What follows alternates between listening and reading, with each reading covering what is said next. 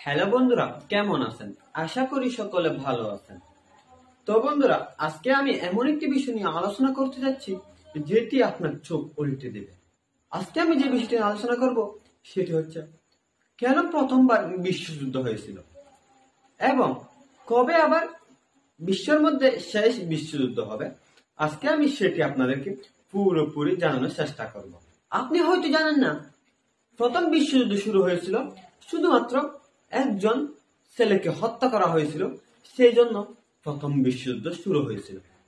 এটি একটি আবার কিরকম কথা, একটি ছেলেকে হত্যা করা হয়েছিল সেই জন্য কি এই বিশ্বযুদ্ধ শুরু হয়েছিল, নাকি এর পিছনে কিছু রহস্য লুকিয়ে আছে?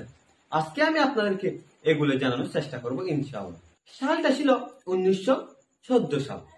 জুন সার্বিয়ার যুবরাজ আর্চ ডিউক ফ্রান্স ফার্ডিনান্ডকে হত্যা করা হয়। কিন্তু তাকে হত্যা করার কারণে কি এই বিশ্বযুদ্ধ লেগেছিল?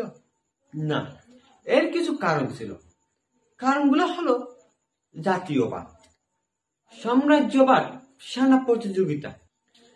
এই হত্যাকাণ্ডের মাত্র 6 সপ্তাহের পর ইউরোপের শক্তিশালী দেশগুলোকে টেনে আনা হয়। অস্ট্রিয়া হাঙ্গেরি বনাম সার্বিয়া, জাপান বনাম রাশিয়া, অবশেষে ব্রিটেন এবং ফ্রান্সও যুক্ত হয়। এই ছোট একটি সংঘাত পুরা বিশ্বে ভয়ঙ্কর একটি যুদ্ধের রূপ নিল। কেউ ভাবতে পারে নাই একটি হত্যার কারণে এই বিশ্বযুদ্ধ ঘটে যাবে। বিশ্বের প্রথম যুদ্ধে যে প্রযুক্তিগুলো ব্যবহার করা হয়েছিল সেগুলো হচ্ছে মেশিন গান, ট্যাঙ্ক এবং সাবমেরিন। তবে এই অগ্রগতির সঙ্গে সঙ্গে মানুষের দুর্ভাগ্যও বেড়ে গেল। মিলিয়ন মিলিয়ন মানুষের প্রাণ হারালো এবং সুন্দর সুন্দর শহরগুলো ভেঙ্গে ধ্বংস হয়ে গেল এবং আর মানবতার ইতিহাসের অধ্যায় কালো অধ্যায় হিসেবে এটিকে লেখা হলো।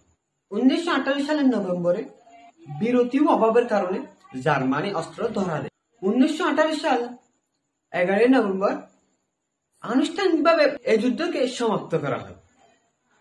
আর আমরা এটিকে আর্মিস্টিস ডে হিসেবে আমরা এটিকে স্মরণ করি। শুধুমাত্র ছোট্ট একটি কারণে এই বিশ্বযুদ্ধ ঘটেছিল। কত ভয়ঙ্কর একটি যুদ্ধ ছিল তখন।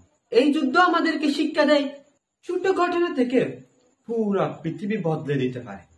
শান্তি বজায় রাখাটা কত গুরুত্বপূর্ণ তা আমাদেরকে ইতিহাস তার প্রমাণ। এখন প্রশ্ন হচ্ছে, আগামী বিশ্বযুদ্ধ কেমন হবে?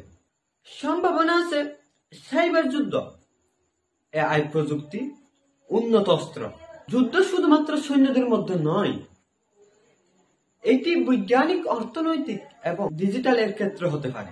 ইতিহাস আমাদেরকে শিক্ষা দেয়, শিখতে হবে, না হলে পুনরাবৃত্তি ঘটতে পারে। আপনি কি মনে করেন আমরা ইতিহাস থেকে শিক্ষা নিচ্ছি? কমেন্টে জানান। ইতিহাস যদি ভালো লাগে তাহলে অবশ্যই একটি লাইক করবেন এবং অন্যদেরকে শেয়ার করে দিন, তারাও এই বিষয়ে জানতে পারে। তো বরাবর মতো আজকের ভিডিও এখানে ছিল। আসসালামু আলাইকুম রহমতুল্লাহি ওয়া বারাকাতুহু।